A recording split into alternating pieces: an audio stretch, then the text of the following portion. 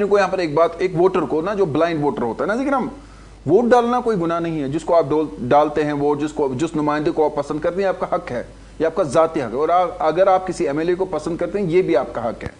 लेकिन दो तीन चीजों का ख्याल रखें। नंबर एक, देखिए रियासतें कैसी बनती है, मजबूत बनती है, और वोटर जो है वो एमएलए से मजबूत होता है अगर वो अपने वोट को समझ पाए। अगर एक आम आदमी अपने वोट की कदर समझ पाए, उसके सामने एमएलए कुछ भी नहीं है। एमएलए क्या कोई भी शख्स हो, जब अवाम है तब हम बोल रहे हैं, तब एन न्यूज तब है जब अवाम है, क्योंकि जब आप टीवी के सामने बैठे हैं, हमें देख रहे हैं, तब तो हम बोल रहे हैं, वरना किससे बोले।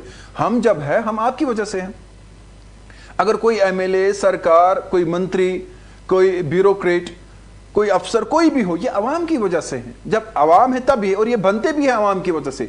तो अवाम को ये समझना चाहिए कि हमारी वोट की इज्जत है, इसकी कदर है, बजाय कि वो एक ब्लाइंड फेथ उस पर रखे। देखिए हमने देखा, मैं माफी चाहूंगा, मैं इस पर बहुत बोलना चाहता था, आज प्रोग्राम करना चाहता था, लेकिन जो मजहब के मामले में हम अंधे हो गए हैं। मजहब हमारा जाती हक है, मजहब हमारा जाती है, वो इंडिविजुअल हमारा है। यानी जब हम किसी को चुनते हैं, हम मजहब नहीं देखते। हम किसी सिख, हिंदू, मुसलमान, हम किसी को भी वोट करते हैं, वहां पर हम उसका मजहब नहीं देखते। वहां पर हम देखते हैं कि क्या ये इलाके के लिए काम कर रहा है कि नहीं कर रहा है, यही है।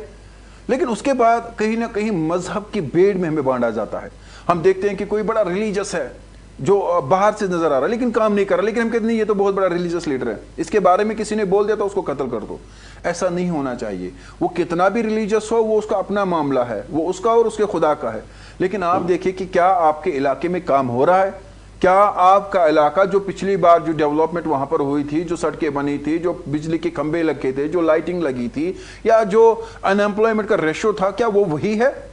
क्या वो उसके मजहब तक ही महदूद है या आगे भी बढ़ा? अगर नहीं बढ़ा है तो उसका मजहब से आपको क्या करना है भाई? जन्नत में उसको जाना, वो थोड़ी आपको ले जाएगा।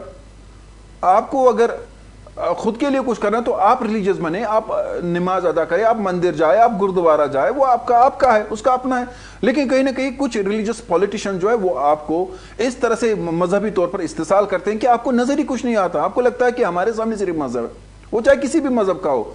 हिंदू हो, हिंदू को वोट करेगा, मुसलमान हो, मुसलमान को वोट करेगा, सिख हो, सिख को करे, ईसाई हो, ईसाई को करे। लेकिन बिलाखिर आपको रोटी देखनी है ना, आपको रोटी कौन दे रहा है? क्या जो आपके इलाके में आपका लीडर है वो सच में आपके लिए काम कर रहा है कि वो आपको मजहब की बेड़ में फंसा रहा है?